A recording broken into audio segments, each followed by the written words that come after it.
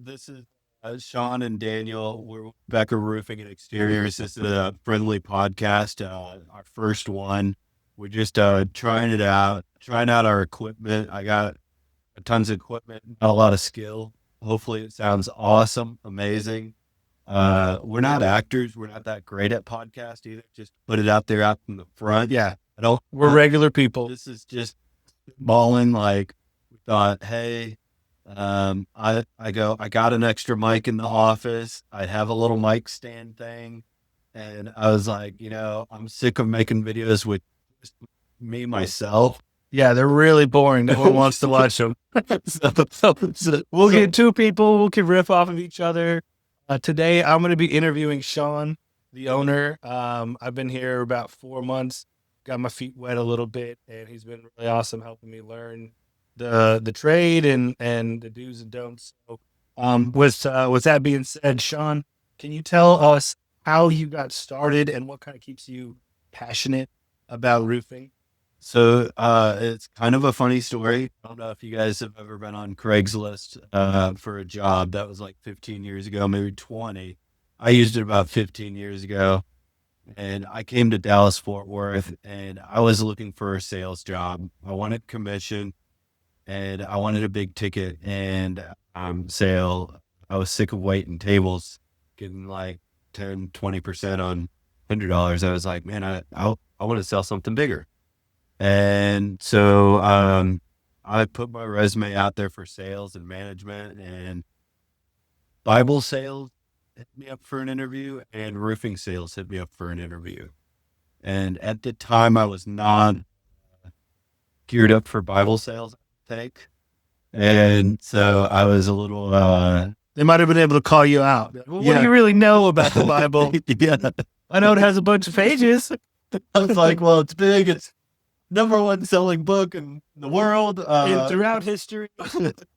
Great book. Yeah. You need about 1,000 copies every church. Right. And every year. Basically sell themselves. Yes. But I just, something about it didn't, I didn't go to the interview yet. I went to the roofing interview first, and the guy promised me the world and the skies and the stars and a big paycheck. I found out that 6 months into it, I didn't quite get all the moons and the stars. It was a really rough first 6 months. First day I sold a couple jobs. And I loved it. I was really good at door knocking, really personable, and got on tons of roofs, lined up tons of sales. But my boss at the time just he he didn't have the funding to put the jobs on, or whatever it was. He wanted us to work for another company, like a company under a company, and it was just kind of strange. All of a sudden, I at about 6 months, I quit being managed by that first boss and became managed by my next boss that would be a boss for 5 years. Throughout that time, I sold a ton of roofs. Wasn't always easy, but I had a lot of referrals for being trusting and honest, I think. And I loved the fight or the point, not the obvious hail damage to the not so To the blind. to the blind to the three blind mice. Yeah. The insurance adjusters were not always happening. So I was good at climbing very steep roofs. I did first my first 6 months I was very scared of them, didn't have the right shoes. First boss was like, oh yeah, wear skater shoes. And then about 6 months later, I got these shoes that had pads on the bottom of them, like cougar paws. And Not a sponsor not a sponsor, no. yet. Hit us up. Come on. We like Contras now. Yeah. Or Cougar. Whichever one hits us up first is the one we like most. He wears cougar paws, I wear Contras. I do. So, but it was funny. My roofer, I was so scared of steep roofs. There was this 1412 pitch. I'd never climbed a steep roof before. Now hold on. What does 1412 mean? It for the people? it's like something like almost climbing a wall. Well, what's the first number? What's the second number? Uh, Geez, put me on the spot. 14 inches of rise over 12 inches of run. So every 12 inches, it goes up 14 inches. I believe. That Uh, sounds right. Because like a four pitch is like 4 inches of rise for 12 inches of run. yep. So boom, roofing So, experts. uh, so I wanted to inspect this 1412. I've never been on anything higher than like an 812 or a 912. Those were my highest ones at the time. So I called my installers and I was like, "Hey, you need to meet me at this inspection. It's a huge mansion. I don't know how to get on the roof." He goes, "Okay." He comes out there and he gets on the roof and he's like, puts out his hand, and he literally had me hold his hand and he walked me The up, whole time, or just walked me up the valley of the roof, holding his hand like boyfriend and boyfriend. they But literally held your hand during the inspection.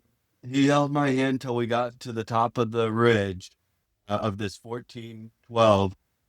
On the top of it had a flat roof. I was able to walk on this flat roof up there. But once I got up there and he gave me a little bit like the confidence to walk up there, and I had the confidence in the shoes. They were sticking. I was like, it seemed like I could climb down, and I climbed down, not as much with his hand, but climbed down. But I learned how to climb anything from a 1412 to a 20, I think 2112 was the highest I've climbed in Trophy Club, Texas. It was just a massive, like, it was like two walls next to each other. But I really enjoyed the aspect of roofing, as well as, Well, because you do climbing with your kids too, right? yeah, Where do you guys go normally when you climb? we go to this place in Grapevine called Movement, and I've seen that. It's like a pretty big building, right? it's a Like relatively new. four-story building. They have tons of rock climbing walls, and we occasionally will do volunteer work with United Rocks, and it's just really awesome teaching the kids how to like not be scared of heights at such a young age. I have a 7, a 9, and a 2-year-old. The 2-year-old wants to climb. And she's already an expert. She's an expert at the little parks that have the climbing walls. She's trying Yeah. to like slap me away when I'm trying to tell her where her feet go. She's got some sass to her. She's like, "Daddy, I know." Yeah, bike riding and rock climbing, she's already trying to master it because what her older siblings do, she thinks she can do. And I've learned as a dad that that's not always the case. My 9-year-old was the one that would be jumping from one couch to the other couch. And my 7-year-old, when he was 2, he would try to follow his 4-year-old sister. And he would just completely be like 1 foot short, Just face playing it. Or she gets on the bike and she rides it on the driveway. He rides it on the driveway, gets speed wobbles, and then bites it on the curb. Oh, jeez. Yeah, Declan's had it pretty rough, and Finley, the third one now, I know to like daddy her a little bit more. Well, it sounds like he's learning from experience a lot, Yes. right? And so it sounds like the thing that keeps you passionate is what you do speaks to what you're passionate about. You like climbing, you like talking to people, you like helping people. And I like numbers. And numbers. I've always liked math, so Well, estimating. and you're like a really techie guy, and they're like you got all these toys that help you with the technical aspect of roofing and doing the inspections and all that stuff. Where you have like a thermal infrared camera to look for hot spots and cool spots, and it's just I don't know if every roofer out there would be able to find some of the damage that you find in your like commercial inspection. That's true. I am a geek about technology. The roof nerd. I nerd out The about. roof nerd. Some of my salespeople have called me gadget or tech because I like gadgets and tech a lot. Like, I mean, thermal guns, infrared cameras, I have moisture meters to see if the wall's still wet or the floor is wet when water comes into your home or business. And then the thermal cameras, they work at dusk and dawn to see the water under the membrane, the roofing membrane, to see if it's hot or cold, colder than the roof surface, so you can detect where leaks are. Yeah. And then I've been flying drones since 2014 as a licensed drone pilot. So it's all it's it's a lot of the stuff that I've liked growing up, technology, remote control, drones. Like, who doesn't, as a boy, who doesn't like remote controlled Oh my cars and gosh, drones and it's the best. and then the gadgets being able to see through a wall kind of with heat sensing uh, or infrared technology. It's just like it's kind of cool what you can do with all these toys. Well, and you use those toys, those gadgets, to help the customer, right? Because the insurance will say, "Oh no, it's like this," and then you use these high tech gadgets to prove there is damage, and like you help the customer get what they really should get because the damage is there. If it's not there, we can't see it, Yes. right? So you use these high tech gadgets to help the customer get what they should have, paying thousands of dollars every month to the insurance. You got to eventually use it. So It's true. I mean, basically it's all about helping the client out. I like the technology, but it's to prove a point and prove the science yeah, it's behind a it. it's a tool to help the customer out. Yeah, it's the forensic science behind the storm damage. Like, being forensic about it helps to be nerdy about your profession, and being nerdy about roofing Yeah, means we can prove that, hey, this hail did damage something, or this wind did rip this roof up. And some of it's logic. It's like, okay, uh this roof is freshly uncovered, or this roof has been uncovered for 3 years. It looks right. different. I know that we're going through one right now where the hail damage looks like it's 3 inch hail damage, and they filed a claim for that, and then they had another storm later that had 1 inch hail damage.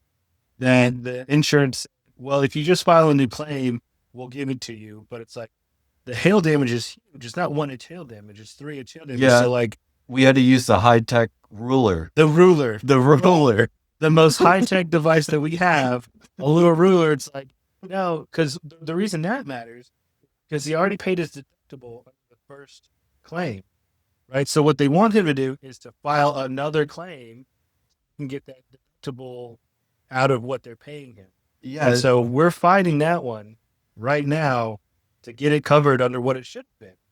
yeah, it's so strange what some of the insurance adjusters are trained to do, and we don't know. They had two inspections with the 3 inch hail, and they were both denied.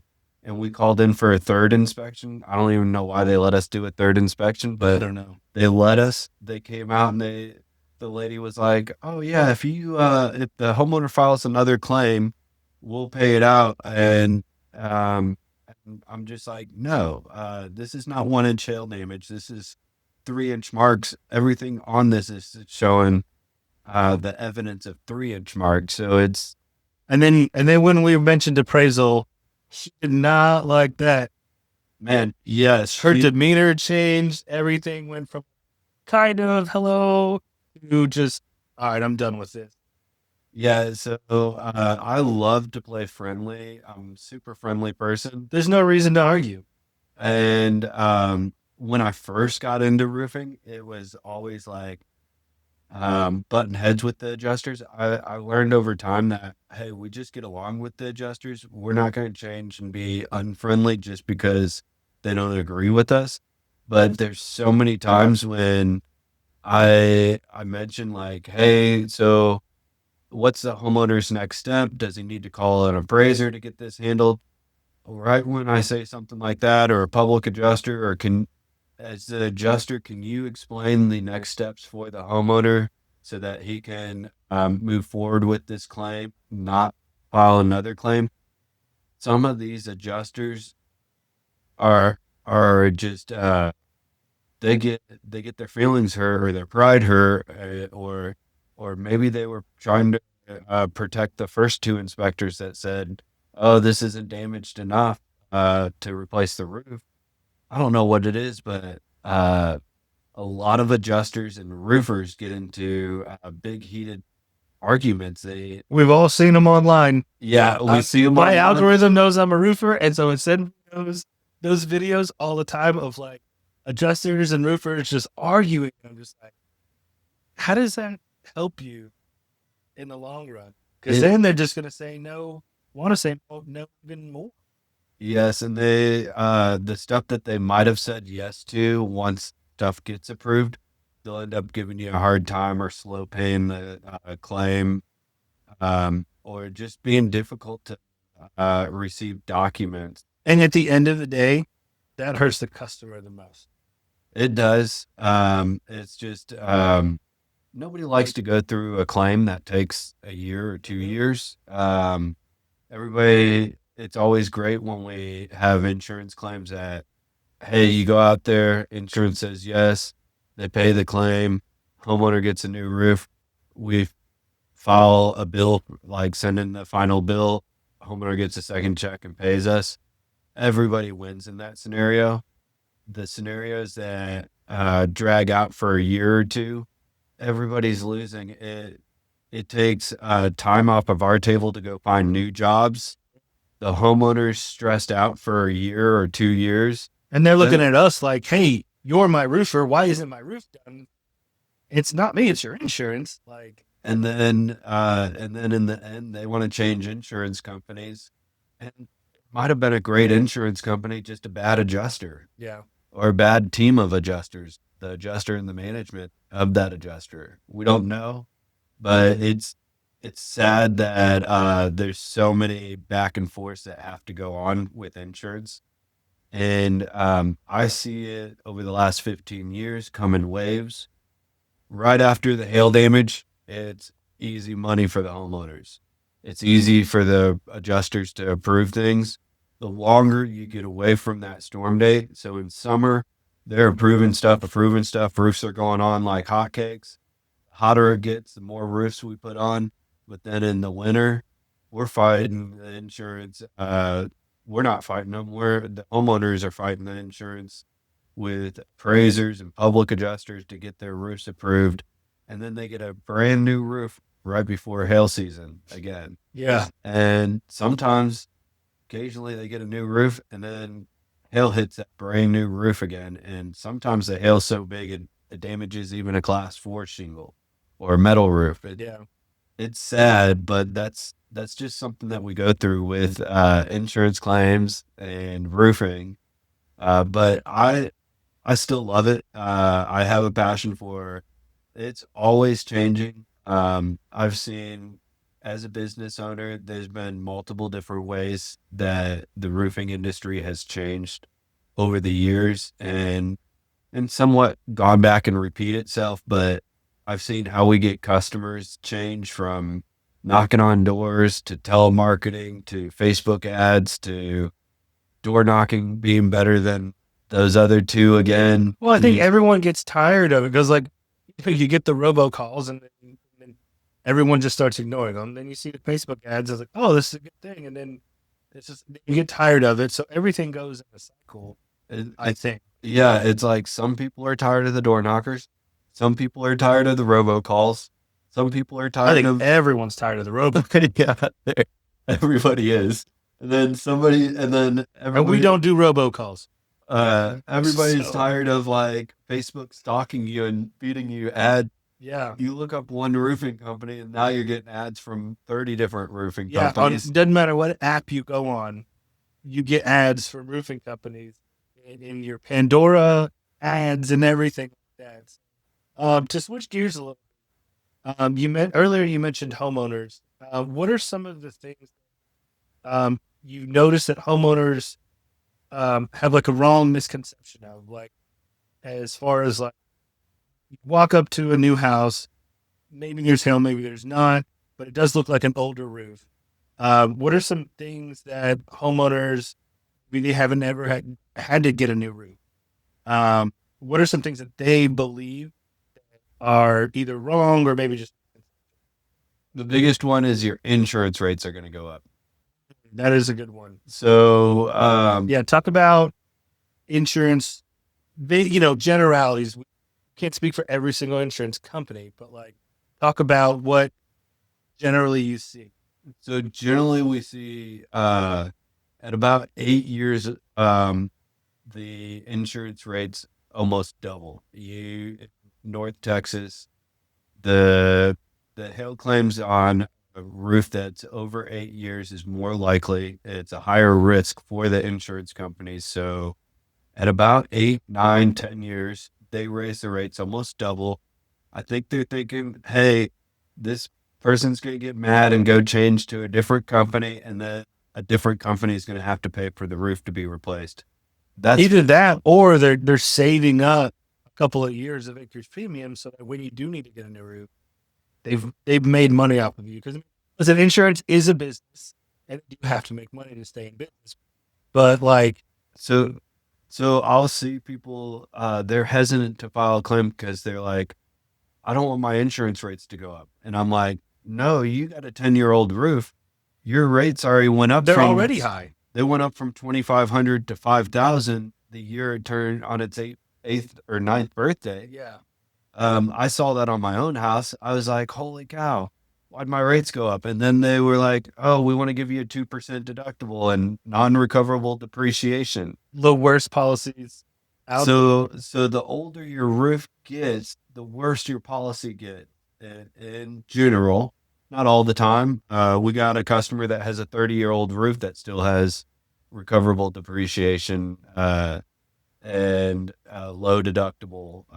But it's most times you renew or shop around after 8 years, your premiums go way up. Um, Another thing that I would say that is misleading is, oh, my husband checked it out. It's fine. there.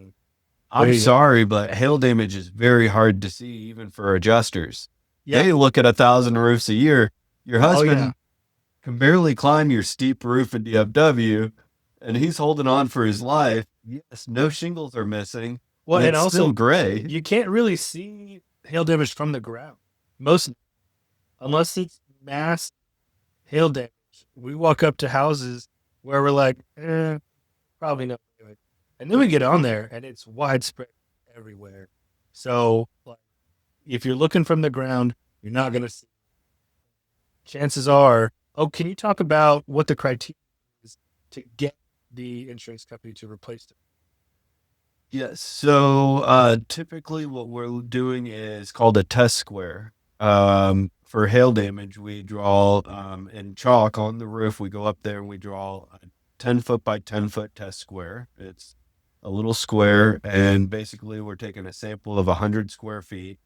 In 100 square feet, we're looking for 6 to 10 hail strikes from hail that looks like hail marks. It crushed granules into the shingle, but then some of the granules have fallen out. Not all the granules fall out. That's what makes it hard to see. Roofers have trained eyes. Adjusters typically have trained eyes to see the anomalies in the shingle when you don't have a full set of granules in a hail strike pattern. Hail is very random, so you'll have a spot here, a spot there, a spot there. It's not in a direct line. Yeah, it's falling from the sky. Yep. So it hits randomly. So that's one thing that some lesser roofer companies do. They'll go up there and put damage on the roof, and it'll be like, you'll see they just go and they'll mark down the line or Boy, they'll mark in the easiest spot of the roof to climb. yeah. The adjusters are like, why is there hail in this 100 square feet, but the other 5,000 square feet of this roof, there's not much hail. Yeah. And so we look for bruising of the shingle. You feel the shingle and it feels like a bruised peach. And then when you feel right next to it where there is no hail, it's hard as a rock. And then we look for missing granules in a circular shape, and it looks like it's a round circle thing, but then it looks kind of jagged like a star shape, like, or cracking coming out of a circle like a star.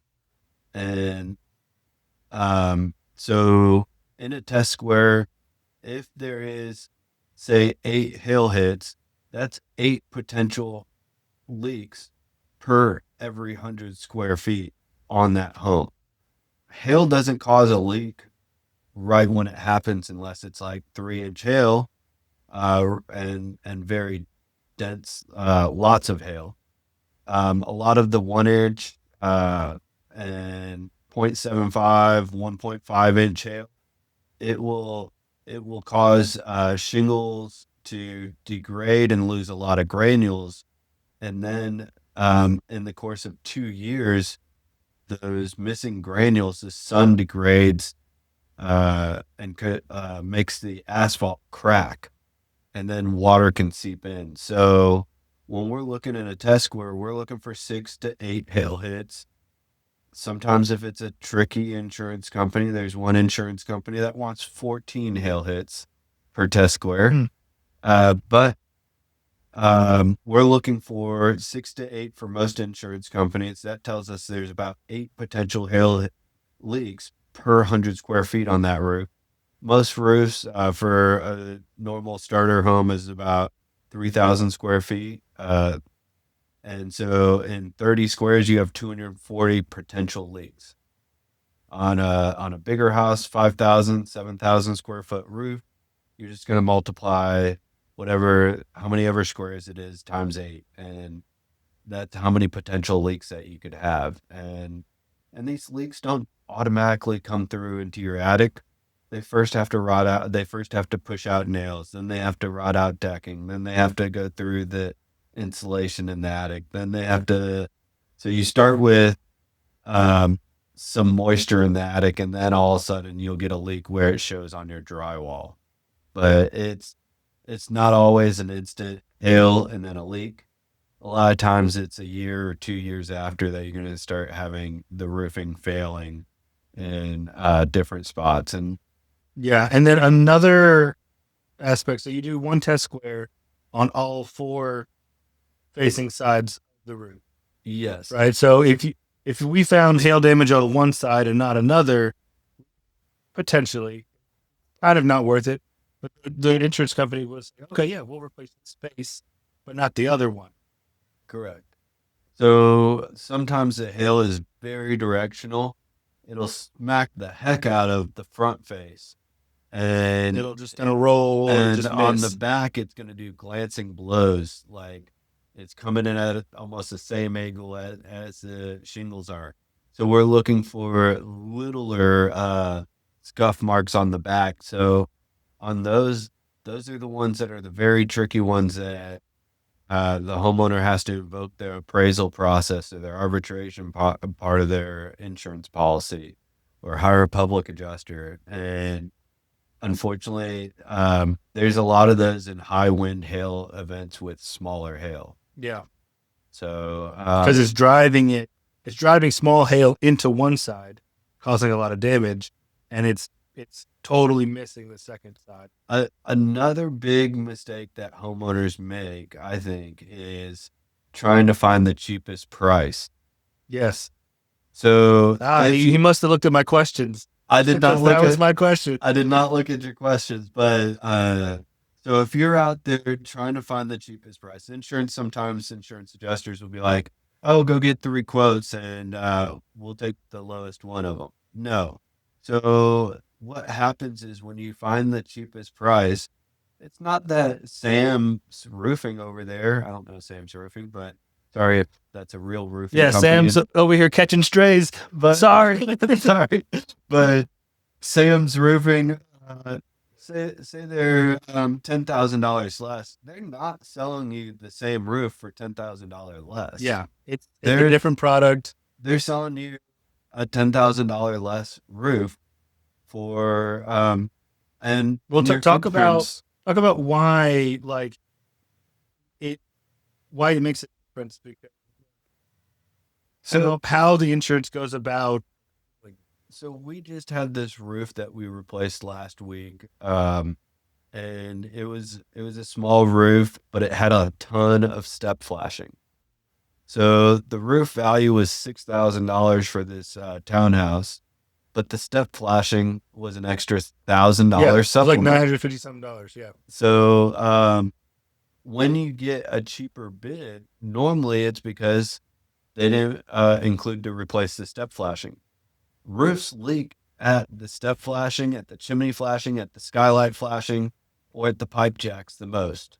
In the field, you're normally okay. yeah, Shingle, if you're just given a shingle price with no flashing, that's the problem. When you add in all the flashing, that's where the price goes up quite a bit.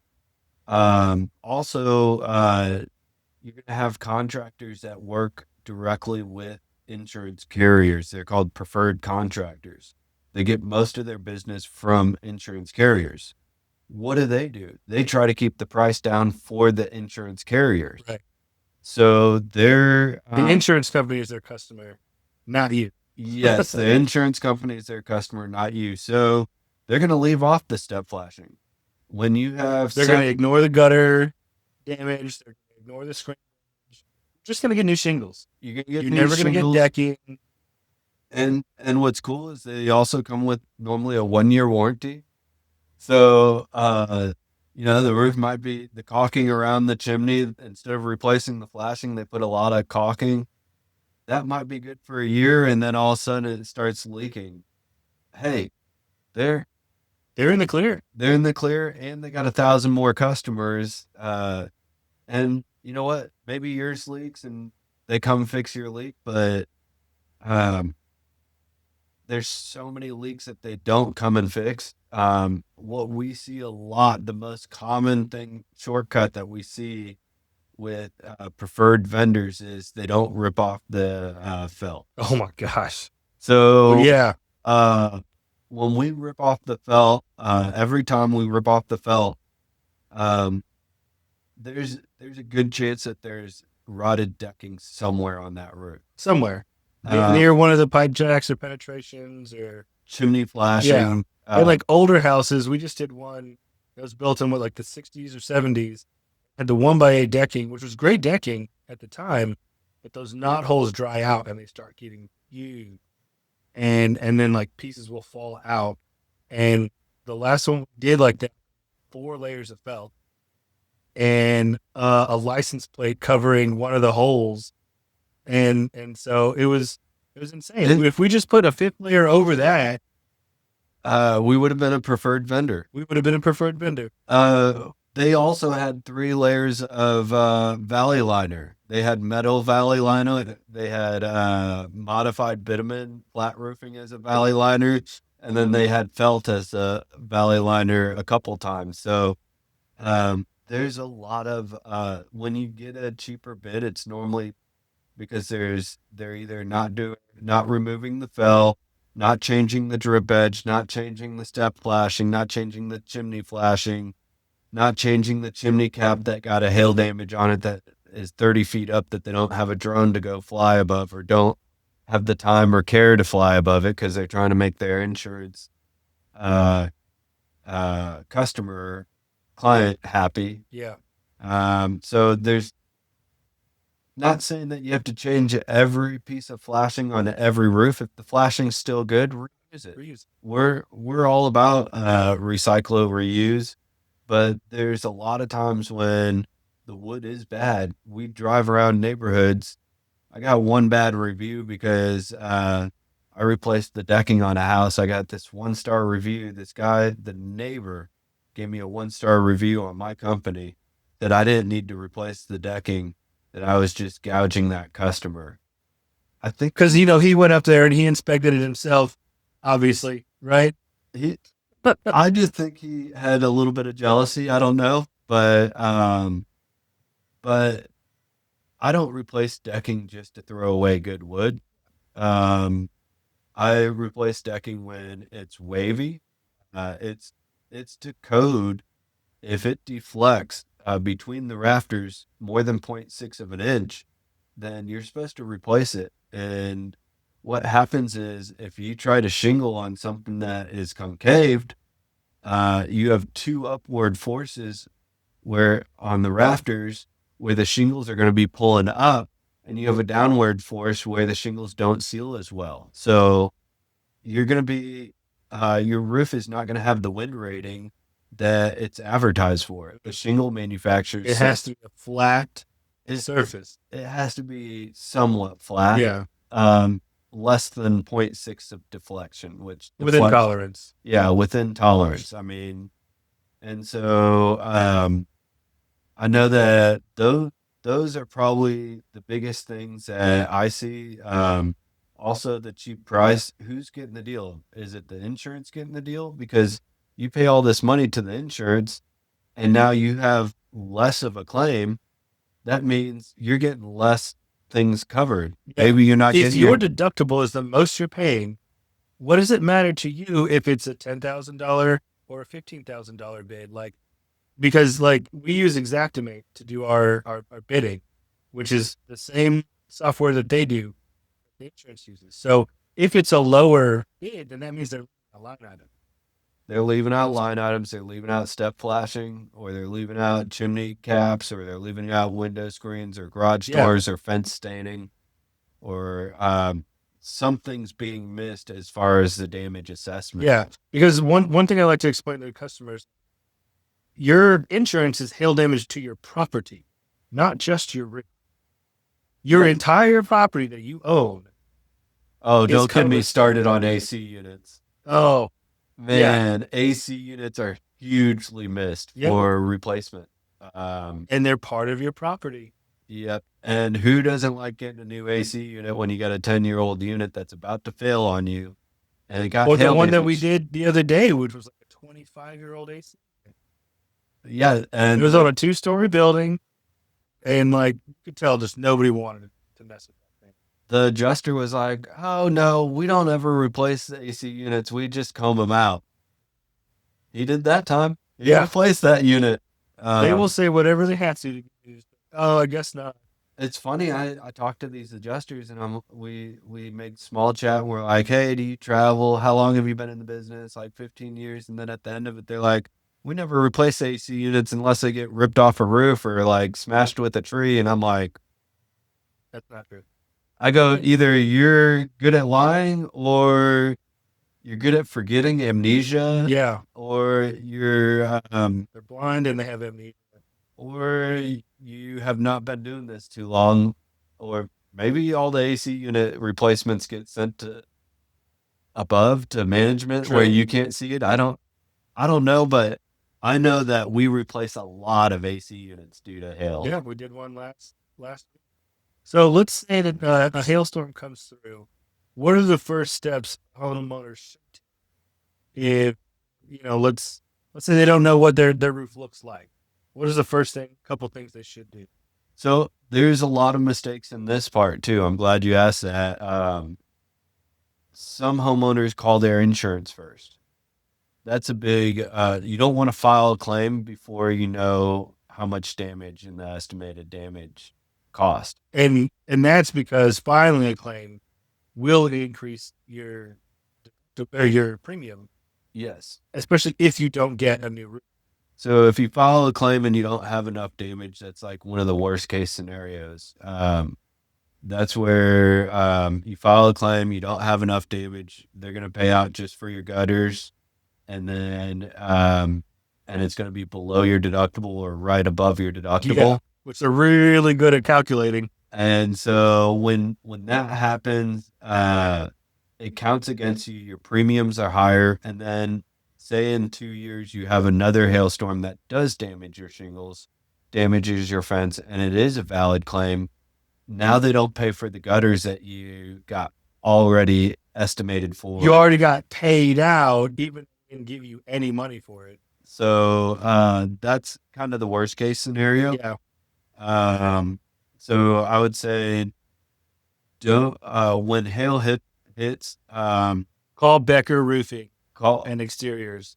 Yeah, call Becker Roofing and Exteriors. Get get an estimate for the damages. Make sure it's going to be worth filing a claim Yeah.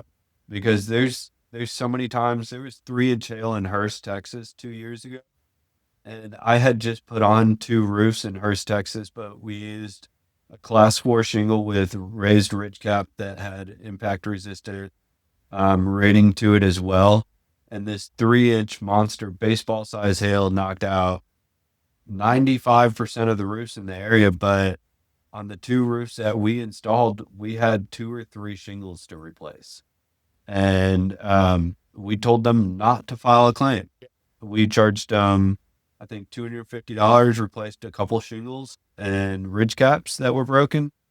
And we told them, hey, you're good to wait till the next hailstorm to give us a call back and check it out.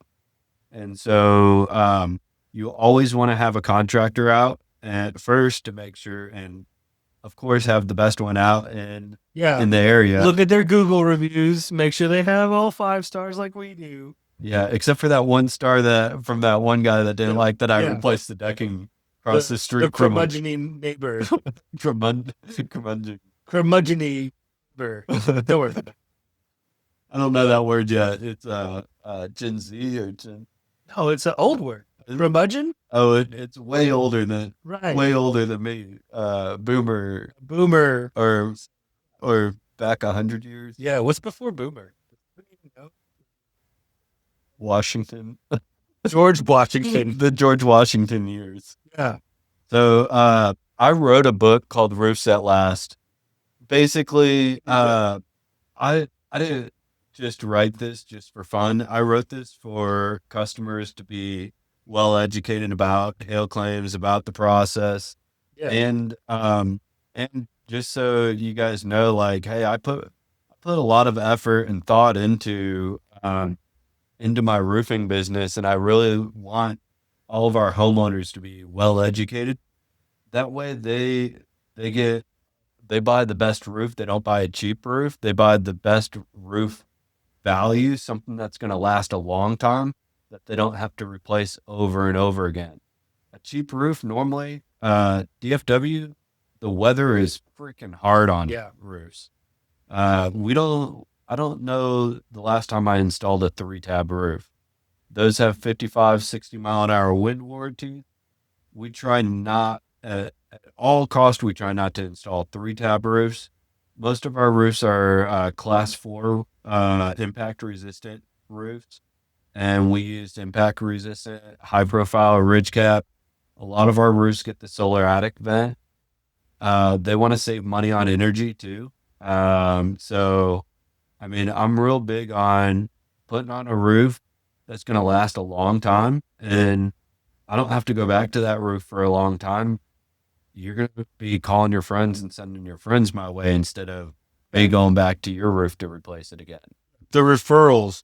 Because we did such a great job. Can you talk about ventilation a little bit? You mentioned the solar attic fan. Talk to us about why ventilation in your roof is so important, the benefits, having really good circulation, and just ventilation as a whole.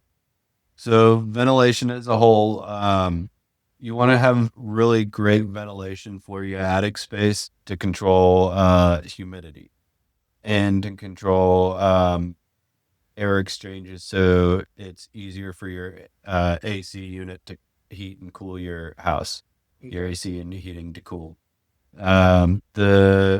There's I think about like 60 or 80% of heat is transferred through your roof.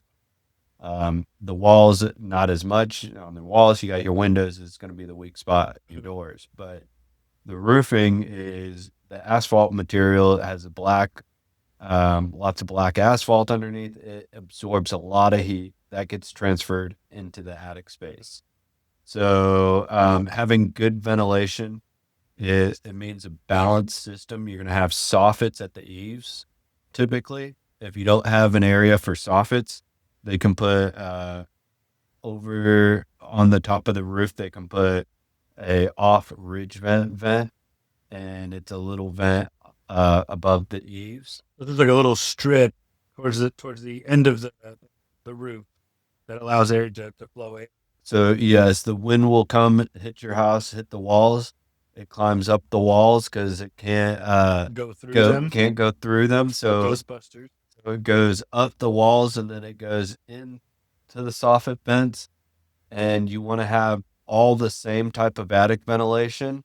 So it's all working at the same pressure and it'll go out through the exhaust vents. The exhaust vents could be static vents like box vents or dome vents, or it could be something that has a little bit of movement like a turbine.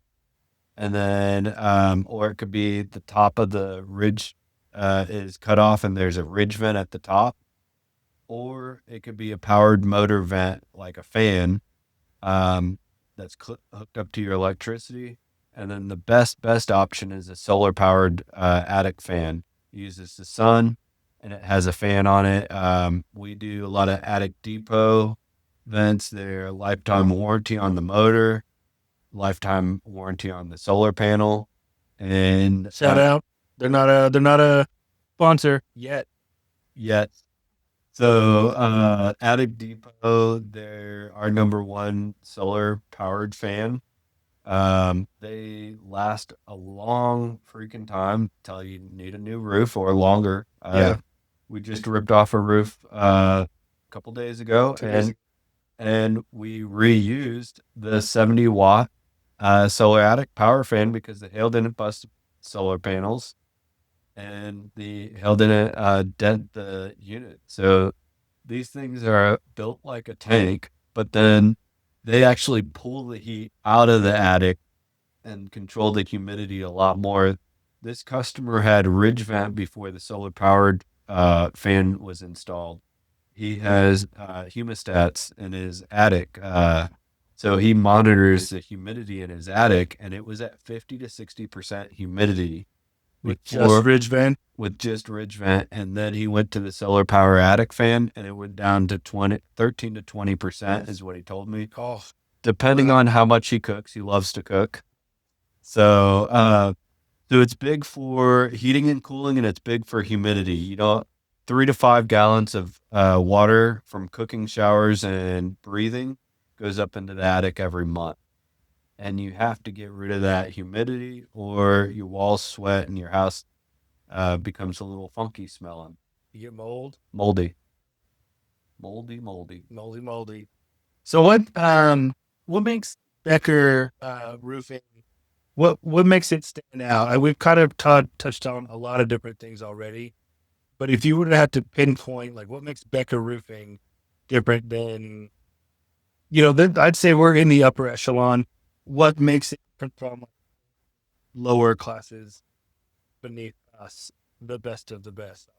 So I would say the education, continuing to educate everybody that works on our team, works with our team. Our installers are educated because we tell them, hey, no, you can't do that.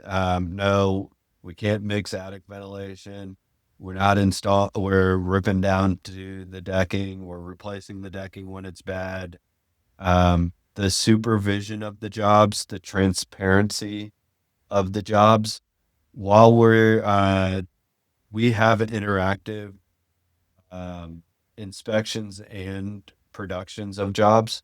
Interactive meaning we have a cell phone that takes pictures and loads pictures to a cloud service, and the homeowner can see the pictures as soon as we take them. Right. So while the homeowner's sitting on their couch, we send them a link, and they can be on their couch seeing the pictures that we're taking while we're inspecting their. Well, and what's cool about that is, we use the same software to do the inspection. All your inspection pictures go on a cloud. Your in progress, your production pictures, ripping off the roof, putting a new roof on, and your final pictures are all on the same app that you can just scroll through and be like, look at what it used to look like. Look at what it looks like now. So, and the homeowner has access to that. The homeowner has access to it the whole time. The other thing I would say, there's not a lot of roofing companies that have been open longer than 2 years. Most roofing companies fail within 2 years. A lot of companies fail within 5 years. What do you think? Um, what do you think that is? Um, Low profit margins, over promising, under delivering, bad customer service, Okay. not doing the customers right. I mean, word gets around when you do the customers wrong. And then if you don't put enough margin in the job, then you can't afford to stay in business and warranty your warranties. Right. So And a cheaper roof means that that guy might not be around in 3 to 5 years when you need him to come out and do something. So then you just got to find a new guy. exactly. And there's 9,000 roofers in DFW companies in DFW. So the odds of you getting another great roofing company is it's a gamble. And And then I would say about the really big companies, they have 30, maybe 50 sales reps. Some of them are brand new. They don't get trained as well as the smaller mom and pop shops.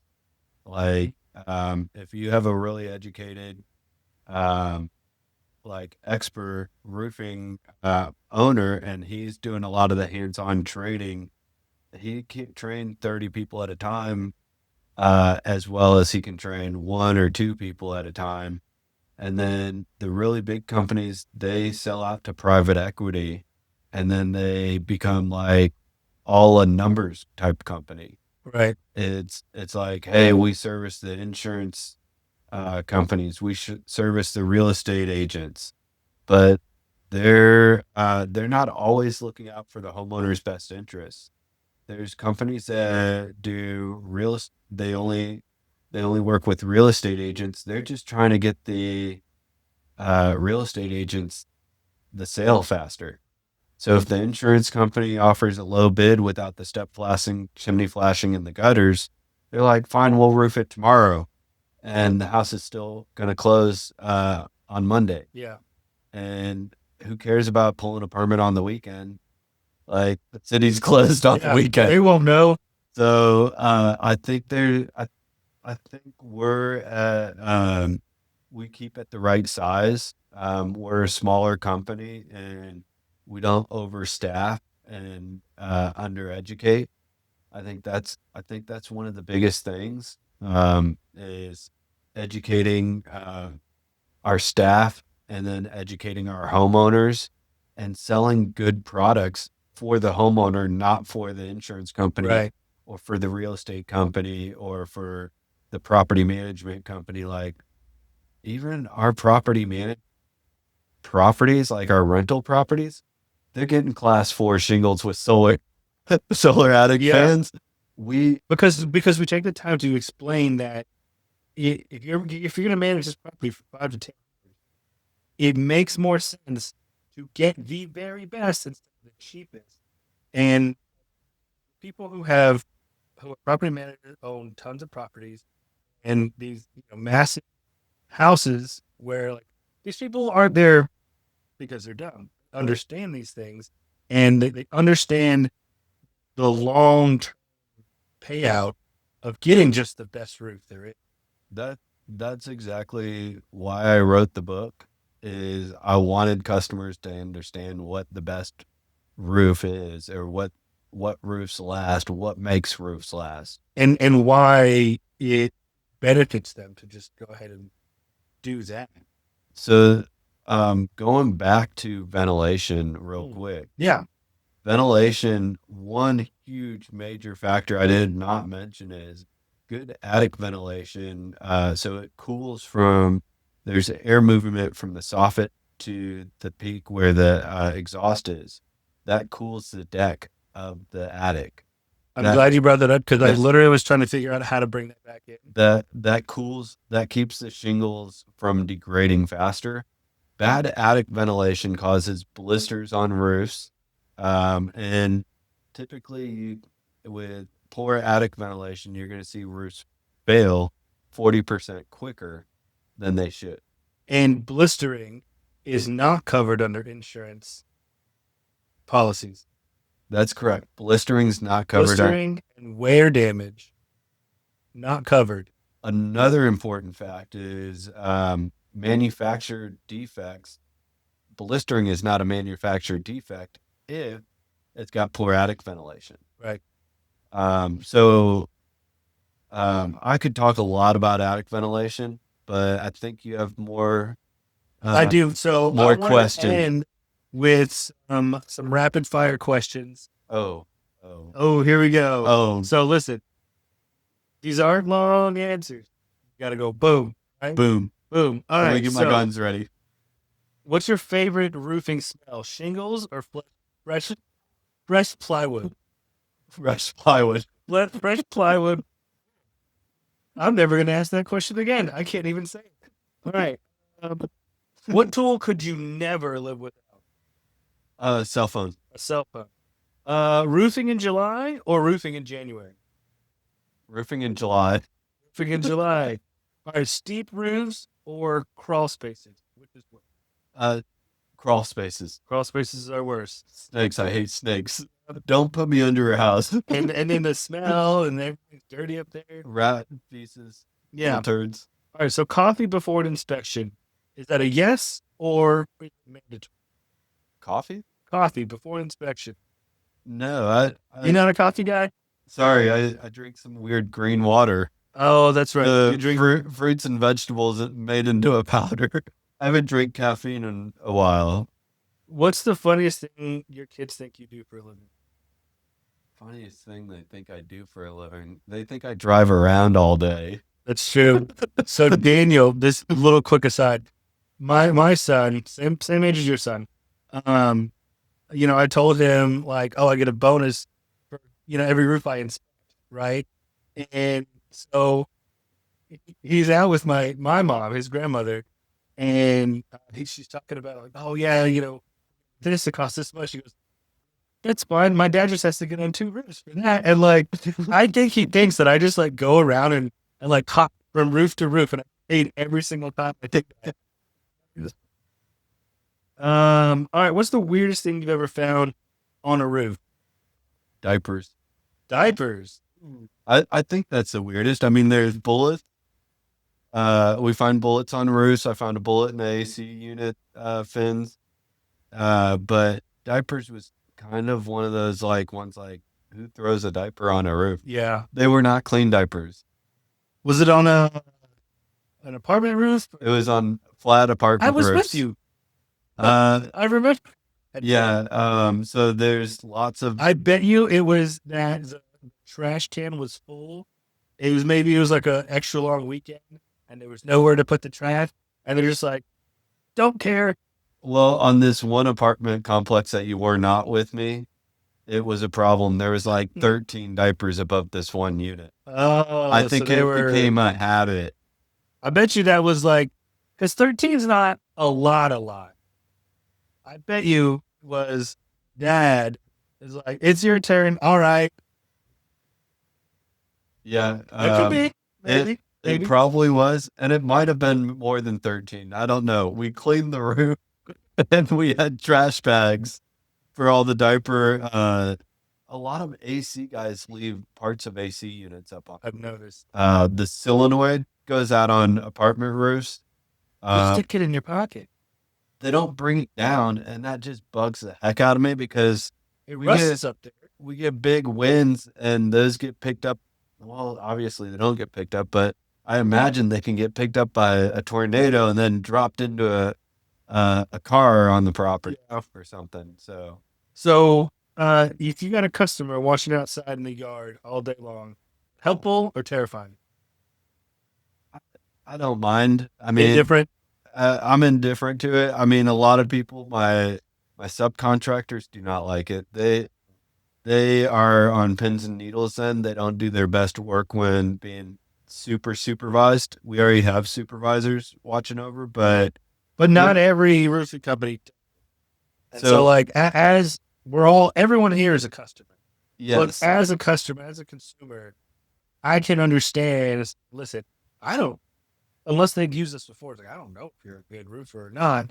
I think it's awesome also because they're intrigued with the process.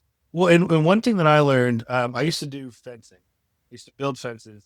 And the customers who would come out a few times, ask questions about like, hey, is there going to be a gate there? It's like, yeah, there's going to be a gate. We cut it out afterwards, right? So like, they ask these questions before I'm done. Then I can, let's say like, hey, this is to be this way. It's like, oh, let me change that before I even started. Yeah. Right. So like, ask questions before the project's done, and you can save everyone time, money, and headache. So I've had a lot of engineers as customers. Those are probably the toughest customers for most contractors because they know all these UL codes and stats and like Yeah. specifications of spacing. And they like, also know when you are lying to them. so they ask a lot of questions, but I like to think that they know what they want and what they like how they want it. Yeah. Like I just like to they're not picky to me. They know how they want it. And I appreciate it if they tell me, hey, I want to make sure there's a 1/4 inch spacing between or 1.5 inch spacing in between the siding and the shingles on the sidewalls. I would rather them tell me that so then I can relay the message to our siding installer and be like, hey, you need to make sure that you use a chalk line on that cut. He's going to measure with a measuring tape. And the Right. the overhang from the shingles into the gutters needs to be super accurate and chalked with a line. Like I like it because it teaches some of my subcontractors, hey, people pay attention to this stuff. Yeah. You can't just eyeball it. Like we know you've been doing it for 20 years, but you need to use your ruler and tape measure on this job and make sure it's accurate. You need to be doing that on every job. True. Last question. This one's the hardest thing. Right? When you're bringing groceries in from the store, you take one trip regardless of how many bags there are, or do you do a couple of trips and save your arm from hurting for the next hour or so? You know, I'm a man. I One trip for a life. One trip for a life. Let's go. Yeah. That is the right answer, everybody. This has been a great first podcast. I had a lot of fun. Hopefully you guys learned a lot, had a lot of fun too. We're going to be breaking this up into little nuggets along the way. So if you have any questions, please reach out. We love talking to people, educating people, meeting people. We're Becker Roofing and Exteriors, Exteriors.com. Subscribe to our YouTube, like us, comment. If you want to podcast with us, let us know. Yeah, we'll let anybody on here. It doesn't matter. It does. No, it doesn't matter. No, it does matter. I like to have fun. I think there's rules to this. No, I don't know. I like to have fun too, but we're looking to grow other people's businesses that are fun to talk to and grow our audience and grow our subscribers and all that too. Yeah. So please let us know what you think. Love it or hate it. Be easy if you hate it. Yeah. If you hate it, just move on to something else. Yeah. You got better things to do with your life. Comment about how much you hate something. Yeah. Just move on.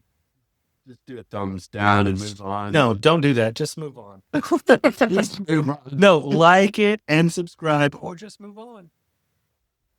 All right. Good one. Bye.